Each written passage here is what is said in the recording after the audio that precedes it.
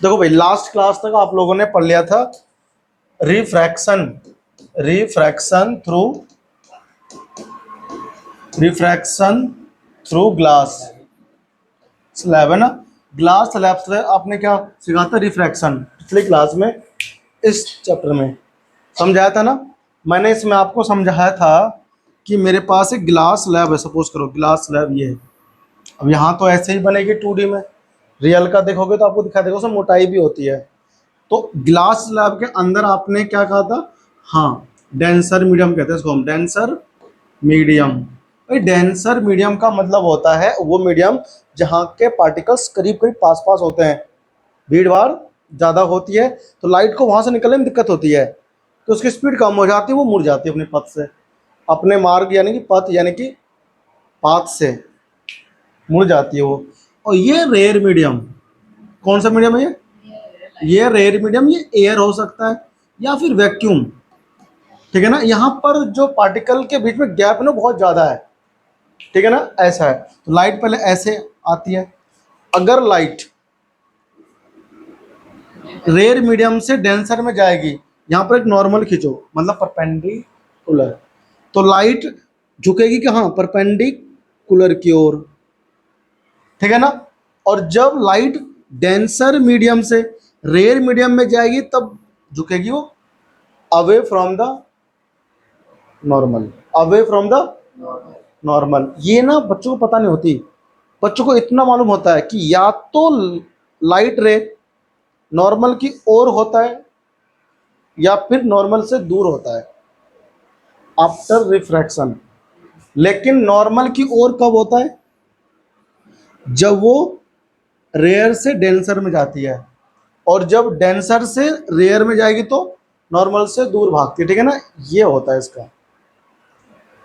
अब यहाँ पर एंगल ऑफ क्या हुआ? रीफ इंसिडेंस एंगल ऑफ, और ये होगा एंगल ऑफ रिफ्रैक्शन। ऐसे ही देखो, अब ये डेंसर से कहाँ रेयर में जा रही है, तो यहाँ एक बार फिर से हो रहा है रिफ्रैक्शन, ये होगा एंगल ऑफ इंसिडेंस और ये होगा angle of refraction, r, r को रिफ्रैक्शन। तो ये कॉन्सेप्ट चलता है इसमें, ठीक है ना। आगे बढ़ते आ जाओ। तो इतना मैंने तुम्हें समझा दिया था। इसके बाद में जो हमारा हेडिंग है वो है law of refraction, law of refraction, law of refraction. इसमें दो लॉ है। पहला लॉ कहता है incident ray, refracted ray and normal all are lie in same plane. ये हमारा वही लॉ है जो आपने रिफ्लेक्शन में सीखा था, समझ में आया? तो लिखो इसको फटाफट से पहले, the incident ray, the refracted ray and normal, the incident the incident ray, refracted ray and normal to the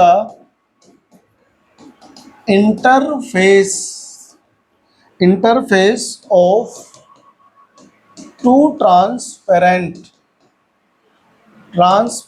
media. Transparent media का मतलब क्या होता है?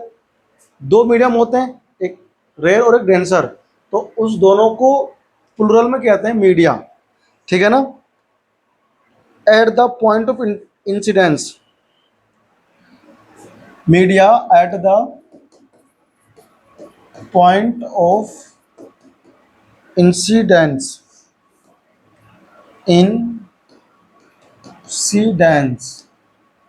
ऑल कहाँ पर होते हैं? Lie in same plane, all lie in same plane. ये कहता है first law of refraction. Refraction का क्या है? हमारा फर्स्ट लॉ है। सेकंड, ठीक है भाई। सेकंड लॉ इसका ना उससे डिफरेंट है। अब रिफ्रैक्शन है तो डिफरेंट ही होगा, है ना। ये बढ़िया है, स्नेल्स लॉ कहते हैं उसे। क्या कहते हैं उसको? वो स्नेल्स ने दिया था, स्नेल, हाँ स्नेल्स लॉ, स्नेल नाम है वैज्ञानिक का, क्या है ये नाम है वैज्ञानिक का, लाइट कम लगे थोड़ा। ठीक, देखो स्नेल्स लॉ तुम्हें कुछ नहीं करना है, sine i equal to sine r, sorry sine i, sine समझते हो ना, पढ़ लिया आपने टेंथ में मैथ, टेंथ के मैथ में ट्रिग्नोमेट्री अभी नहीं पढ़ी है ना, पढ़ाएंगे तो समझ में आ जाएगा और अच्छे से। फिलहाल ध्यान रखो साइन आई, आई यहाँ पर एंगल, स्कूल में तो हो गया होगा, स्कूल में भी नहीं हुआ। चलो अभी हम लोग एपी पढ़ रहे हैं, एपी के बाद हम लेंगे 7 चैप्टर, फिर ट्रिग्नो। 7 तो 4-5 उसमें खत्म हो जाएगा क्लास में। अगर 1 घंटे का लंबा क्लास हो, पूरे घंटे का, बहुत खत्म हो जाए दो उसमें ही, लेकिन हम लोग ना पूरा 1 घंटा पढ़ नहीं पाते। मैं जो ना रिकॉर्ड है इसमें वो 40 मिनट के आसपास भी नहीं होता है, 30 मिनट है ना, 35 ऐसा होता है। Sine i upon sine r, sine ratio है, ठीक है ना, साइन क्या है एंगल आई का, और साइन आर क्या, ये भी एंगल आर का क्या है रेशियो है। ये कांस्टेंट होता है, ये क्या होता है कांस्टेंट, यही हमारा सेकंड लॉ ऑफ रिफ्रैक्शन, और इसी को बोलते हैं स्नेल्स लॉ। इसी को हम लोग लैंग्वेज में भी लिखेंगे। ये कांस्टेंट है, मतलब कोई नंबर हो सकता है, अलग अलग मीडियम के लिए क्या है ये कांस्टेंट है, ठीक है ना। तो हमें इसको लैंग्वेज में लिखना है, क्या लिखना है, the ratio of angle of incidence. भाई ये रेशियो तो है ये, तो हम इसको लैंग्वेज में क्या लिखेंगे भाई, लिखो the ratio, the ratio of sine, the ratio of sine of angle of incident, incident to the angle of sine, angle of to the sine of angle to the sine of angle of refracted, refracted है ना, refractive angle वो क्या है, is a constant, is a constant, constant का meaning समझते हो ना तुम लोग, इज अ कांस्टेंट, वो कांस्टेंट है, समझ में आया।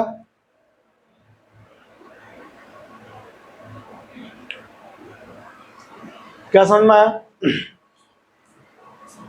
रेशियो ऑफ साइन, ये साइन है, साइन का ratio of angle of incident, incident angle i होता है ना, उसका साइन का ratio to the angle sine of, to the angle sine of angle of refracted, refracted angle कौन है एंगल आर, उन दोनों का रेशियो जो होता है वो क्या होता है कांस्टेंट। और ये जो कांस्टेंट है, कांस्टेंट, इस कांस्टेंट को ही कहते हैं रिफ्रैक्टिव इंडेक्स। क्या कहते हैं, इस कांस्टेंट को ही कहते हैं रिफ्रैक्टिव इंडेक्स, जो कि बहुत इंपॉर्टेंट है, पेपर में एक क्वेश्चन 100% आएगा तो आएगा, कुछ भी कर लो, ठीक है ना। अब तो इसी को अगर पेपर में स्नेल्स लॉ आता है 1 नंबर का आएगा, ठीक है ना, ये लिख देना, अगर ये याद नहीं तो ये लिख देना, ये याद रहेगा तो ये अपने आप लिख दोगे, इसी को देख के ये लिखना है रेशियो, ठीक है ना। कॉपी करो, कॉपी हो गया, लिख लो इसको फटाफट से, ठीक है भाई, ठीक है ना। हाँ तो ये है फॉर लाइट। चलो आगे बढ़ते हैं अपन लोग, है ना, और हम लोग यहाँ पर this constant in Snell's law, Snell's law, Snell's law is called refractive index, refractive index, और इस कांस्टेंट को हम लोग क्या बोलते हैं रिफ्रैक्टिव इंडेक्स कहते हैं। भाई साहब होता क्या है अभी बताऊंगा, न्यूमेरिकल करना भी सिखाऊंगा, इंपोर्टेंट है। कोई हार्ड है ये तुमको लग रहा है, नहीं, sine i upon sine r equal to constant, बस हो गया स्नेल्स लॉ। भाषा लिखनी है ये लिख दो, ठीक है भाई, छापो इसको। और अगला हेडिंग हमारा है रिफ्रैक्टिव इंडेक्स। देखो तो हम लोग ना रिफ्रैक्टिव इंडेक्स को refractive refractive index is denoted by n. इसे हम लोग किससे करते हैं डिनोट? एन। एन एक नंबर और सॉरी टर्म है, ठीक है ना। चलो तुम कल नहीं आए थे? हाँ, आगे बढ़ते हैं। आगे हेडिंग डालो रिफ्रैक्टिव इंडेक्स। रिफ्रैक्टिव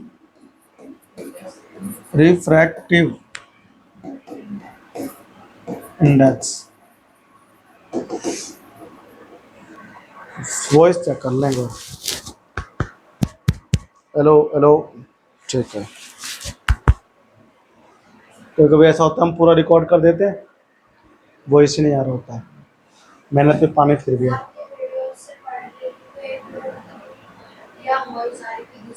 हाँ खुल रहा है ना। हाँ वो थोड़ा सा ना माइक खराब था उस दिन। कौन सा वीडियो था वो जिसमें साउंड दिक्कत कर रही थी?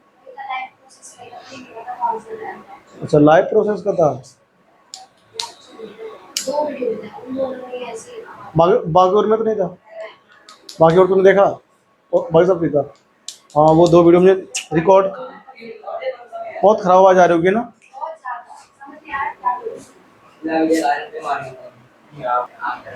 रिफ्रैक्टिव इंडेक्स है ना।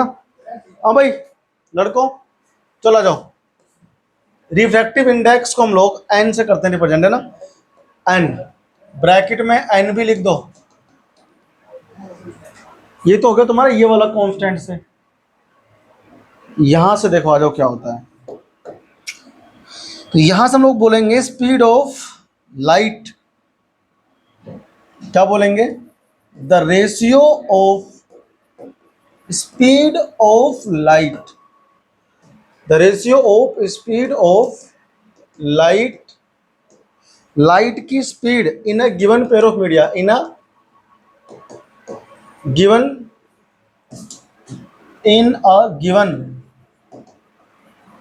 Pair of media, pair of media. हाँ पेयर ऑफ मीडिया का मतलब क्या है? दो मीडियम आपको मिलते हैं हमेशा, एक वैक्यूम और एक डेंसर मीडियम, है ना। हाँ तो आपको तो ध्यान रखना है। आ जाओ तो देखो रिफ्रैक्टिव इंडेक्स का फॉर्मूला होता है n equal to speed of light in medium one upon speed of light in medium 2। Medium एक में जो लाइट की स्पीड होगी उसको डिवाइड करनी है speed of light in medium 2, और दोनों का जो रेशियो आएगा ना वो एक कांस्टेंट आएगा। उसी कांस्टेंट को हम लोग बोलेंगे क्या? एन, और ही एन हमारा होगा रिफ्रैक्टिव इंडेक्स। बात समझ में आई? ठीक है ना। बताओ मीडियम एक से मीडियम 2 में जा रहे हैं ना, मीडियम एक से मीडियम 2 में जा रहा है, तो इसको हम लोग ऐसे लिखेंगे, देखो n/1। क्या लिखेंगे ये ध्यान रखना। अगर लाइट मीडियम एक से मीडियम 2 में जा रहा है तो हम इसको रिप्रेजेंट करते हैं n/1 से। इट मीन्स दैट इसका मतलब क्या है कि refractive index of second medium, refractive index of second medium,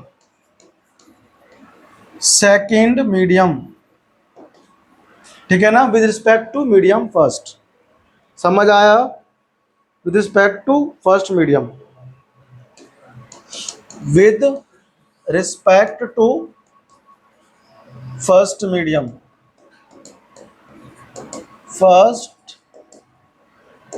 medium, देखो n/1 का मतलब क्या है? n/1 का मतलब क्या है? ध्यान से देखो,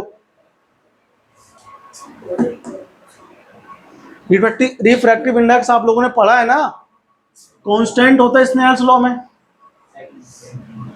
तो हम उसे एन से करते हैं रिप्रेजेंट। ये कांस्टेंट टर्म होता है दो मीडियम के लिए। क्या होता है? ये स्पीड की, किसकी स्पीड की? लाइट की स्पीड की दो मीडियम में उनकी रेशियो। अगर लाइट मान लो तो ये है, ऊपर एयर है, क्या है ऊपर? एयर। नीचे मान लो वाटर है, वाटर। तो एयर में लाइट था, ये नॉर्मल हो गया, लाइट क्या हुआ? रिफ्रैक्ट हुआ, तो यहाँ पे स्पीड ऑफ लाइट कम हुई। तो यहाँ की जो स्पीड होगी लाइट की, वो मीडियम टू में है, वो मीडियम, ये मान लो वन, ये मान लो टू, तो जो यहाँ पे स्पीड ऑफ लाइट है, यहाँ रख दो इधर 3 × 10⁸, और यहाँ पर मान लो स्पीड है 2.44 × 10⁸, यहाँ रख दो 2.44, यहाँ रख दो 2.44 × 10⁸, डिवाइड मार देंगे तो जो नंबर आएगा, चाहे पॉइंट में क्यों ना आए, वो होगा रिफ्रैक्टिव इंडेक्स। वो कांस्टेंट फिक्स है हमेशा, ठीक है ना? उसी को हम लोग कहते हैं रिफ्रैक्टिव इंडेक्स, ठीक है ना? तो हम इस चीज को ऐसे ना लिख के बार बार ऐसे लिखेंगे। तो n21 का मतलब V1/V2, समझे? V1/V2 लिखो इसको, हो गया ये। इसी को हम लोग ऐसे भी लिखेंगे, देखो n12 का मतलब क्या है कि refractive index of medium 1 with respect to second. उल्टा हो गया ना, देखो इसका उल्टा हो गया। It means that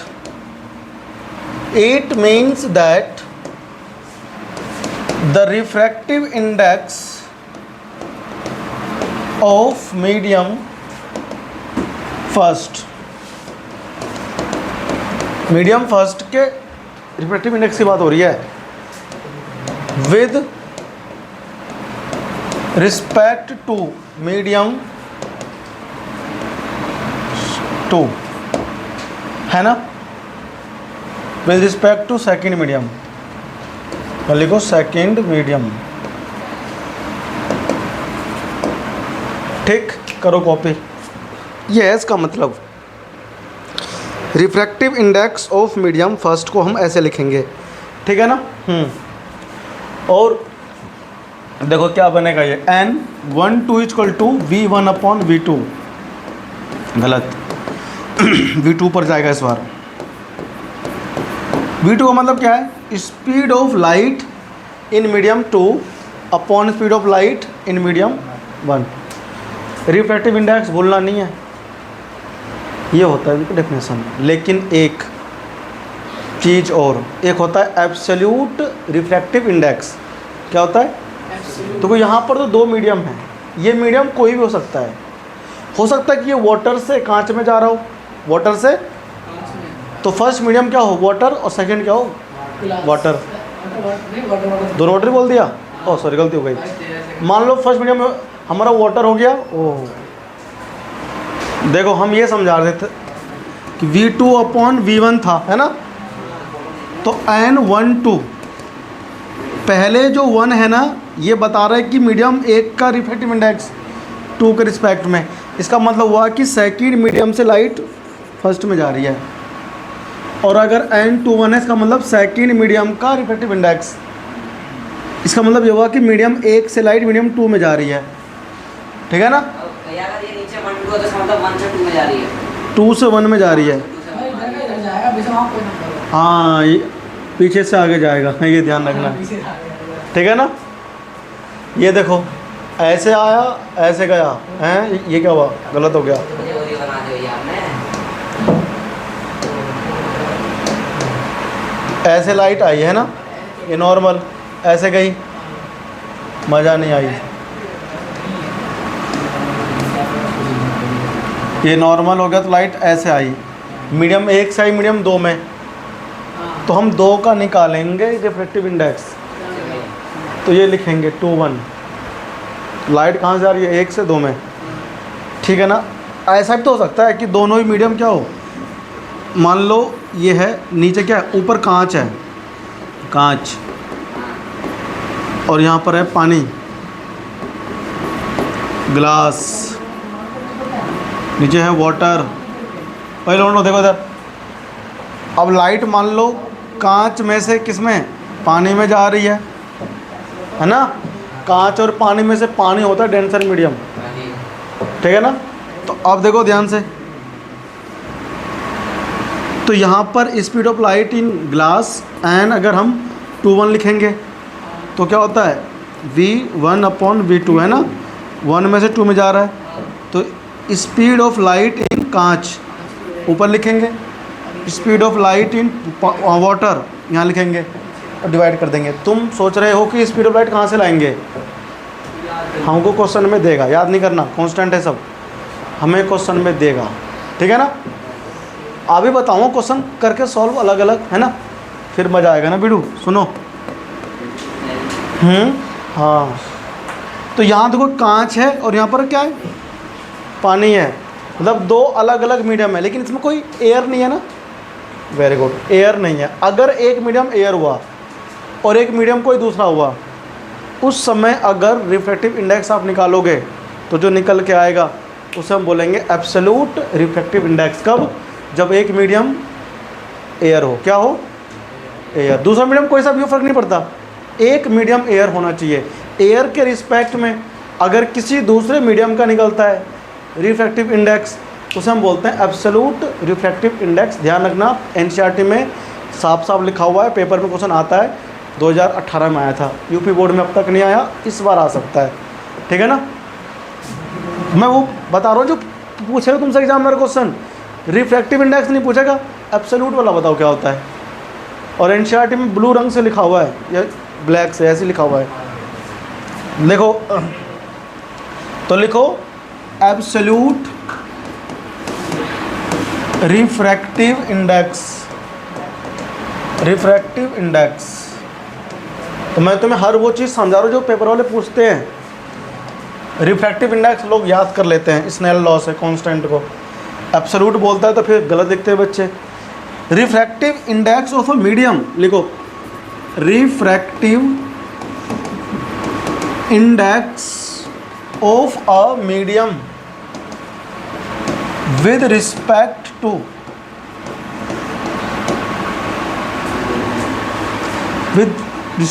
to air, ठीक है ना।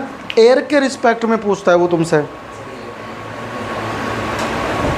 एयर और वैक्यूम, वैक्यूम भी हो सकता है, ठीक है ना, और वैक्यूम, वैक्यूम हो या एयर हो, इनके रिस्पेक्ट में अगर आप किसी भी मीडियम का निकालोगे रिफ्रैक्टिव इंडेक्स तो उसे हम लोग बोलते हैं एब्सोल्यूट रिफ्रैक्टिव इंडेक्स, ठीक है ना। हाँ, बस फिनिश, टाटा बाय बाय, ठीक है ना। और अगर हम इसको लिखें तो कैसे लिखेंगे बताओ। देखो, ये हमारे पास मान लो एक मीडियम है, इंग्लिश मीडियम पढ़ी हुई, ये वाली मीडियम नहीं, अबे वो वाली मीडियम की बात नहीं कर रहा हूँ मैं, ये वाले मीडियम माध्यम बोलते हैं इसको, वो भी माध्यम में होता है।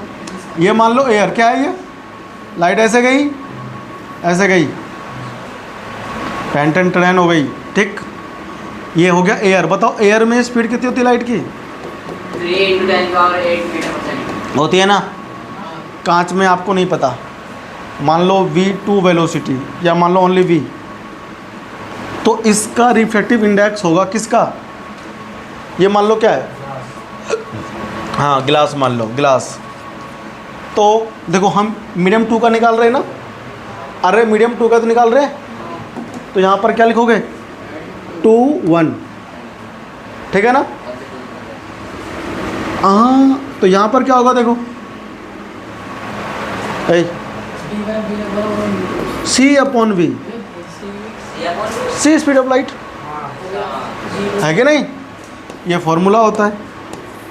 और क्या करना, क्यों होता नहीं फॉर्मूला। और यहाँ पर n21 = क्या होगा, इसके लिए 3 × 10⁸ मीटर पर सेकेंड बटे में कितना, speed of light in glass या किसी और मीडियम में v में, ठीक है ना। हाँ,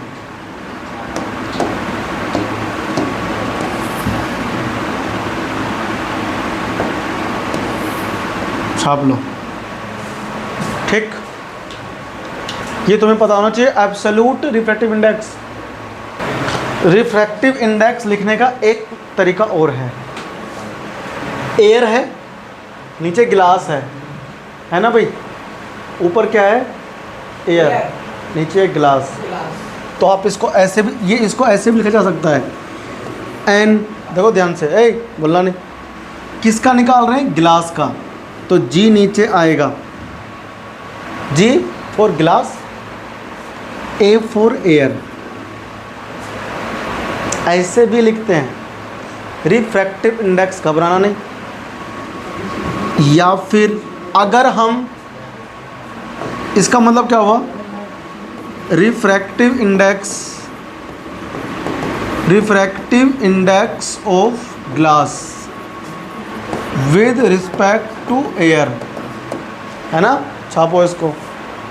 नेक्स्ट पॉइंट इसमें लिखो जो इम्पोर्टेंट है, वो है रिफ्रैक्टिव इंडेक्स के बारे में ही है।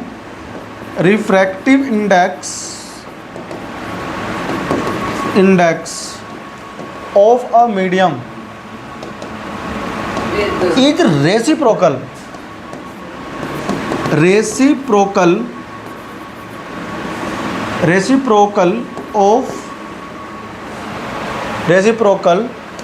to the refractive index of other medium,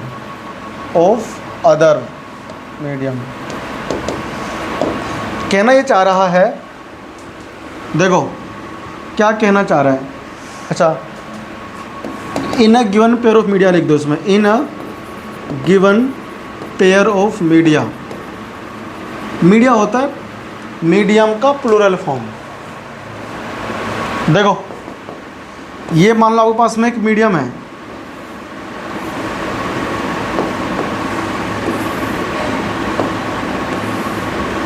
ये एक मीडियम है मान लो 1, और लाइट गई ऐसे, ये हुआ रिफ्रैक्शन, ये है मीडियम 2। तो बताओ मीडियम 2 का रिफ्रैक्टिव इंडेक्स मीडियम 1 के रिस्पेक्ट में ये होगा ना, V1/V2, और क्या होगा, N12, इसका मतलब क्या हुआ कि refractive index of medium 1 with respect to medium 2, इसको आप लिखोगे V2/V1। तो ये दोनों आपस में रेसिप्रोकल होते हैं। रेसिप्रोकल का मतलब क्या है, दोनों के, देखो N21 को हम लिख सकते हैं 1/ क्या, ऐसे 1/12, देख रहे हैं, ये रेसिप्रोकल है एक दूसरे का, है ना। हम इसको ये लिख सकते हैं, इसे कॉपी करो ना फटाफट से, रेसिप्रोकल होते हैं दूसरे का,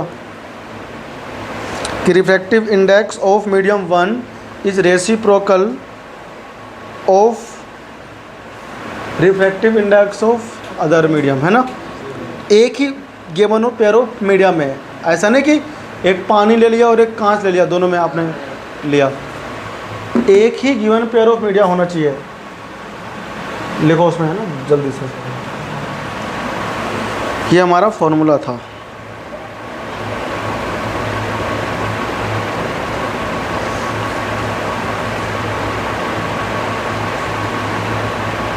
ठीक है ना, ये ध्यान रखना। अच्छा, सबसे ज़्यादा रिफ्रैक्टिव इंडेक्स किसकी होती है, सबसे हाईएस्ट इस दुनिया में वो होती है डायमंड की। ध्यान रखना, किसकी होती है, डायमंड की, हीरे की। हीरा चमकता है इंटरनल रिफ्रैक्शन की वजह से, ऐसे हीरा ना चमकता नहीं है। अगर जब मिलता है ना, उसे कटिंग करते हैं, कटिंग ऐसे करते हैं कि उसमें क्या होता है, इंटरनल रिफ्रैक्शन। अब ये होता क्या आपको समझाऊंगा अगली क्लास में, इंटरनल रिफ्रैक्शन। हाँ, छापो इसको, लिखो the highest refractive index of diamond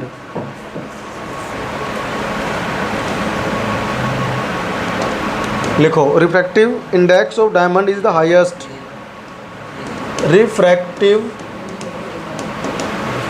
index of diamond is highest till date आज की तारीख तक सबसे ज़्यादा जो रिफ्रैक्टिव इंडेक्स है वो डायमंड की है ना? क्या डायमंड में डी आई, अच्छा अरे यार जल्दी में छूट गया ना, डायमंड, ठीक है। डायमंड की रिफ्रैक्टिव इंडेक्स सबसे ज़्यादा है। अच्छा, रिफ्रैक्टिव इंडेक्स अगर मान लो किसी भी मीडियम का दिया हुआ है तो उसका मतलब क्या है? देखो, जैसे तुम्हारे पास एक बुक होगा एनसीईआरटी का, देना मुझे, है किसके पास बुक एनसीईआरटी की? लाओ, हमें दो। और बाकी तुम्हारे पास नहीं है भाई बुक। देखो तुम्हारे पास रिफ्रैक्टिव इंडेक्स जो है ना बुक में दिया हुआ है, सब क्या निकाल के दिया हुआ है इन्होंने, है ना? वो कहाँ पर है अभी दिखाता हूँ आपको, ये रहा, इस देखो दिख रहा है, बुक खोलना है इसी एनसीईआरटी वाली, उसमें देखना सबका दिया हुआ है। हम यहाँ पर वाटर का ले रहे हैं, किसका ले रहे हैं? वाटर का। तो रिफ्रैक्टिव इंडेक्स ऑफ वाटर मैं एयर के रिस्पेक्ट में ले रहा हूँ, ठीक है ना? और इसमें दिया भी एयर के रिस्पेक्ट में है। अब ये जितने भी रिफ्रैक्टिव इंडेक्स दिए हुए हैं ये है एब्सोल्यूट रिफ्रैक्टिव इंडेक्स, क्योंकि एयर के रिस्पेक्ट में लिया हुआ है। तो वाटर का रिफ्रैक्टिव इंडेक्स है, तो यहाँ पर क्या लिखेंगे हम? देखो ऐसे नहीं लिखते हैं, एन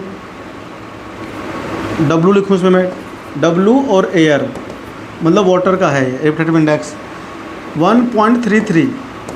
इसका मतलब क्या हुआ बताओ? स्पीड, हाँ क्या स्पीड है ये? इसका मतलब क्या है? रिफ्रैक्टिव इंडेक्स का मतलब क्या है बताओ?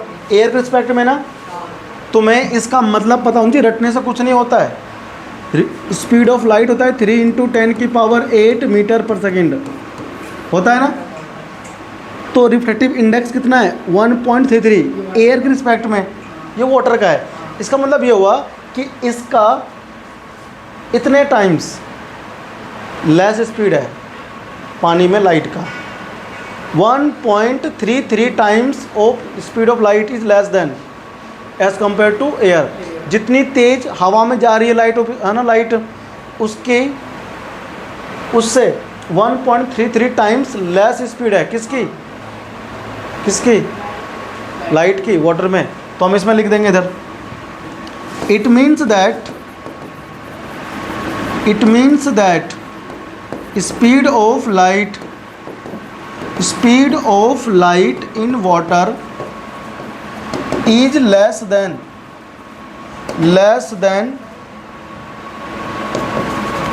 That of speed of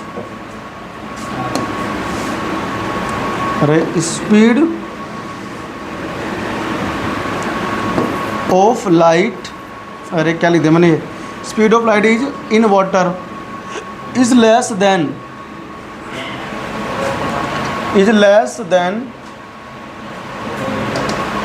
1.33 times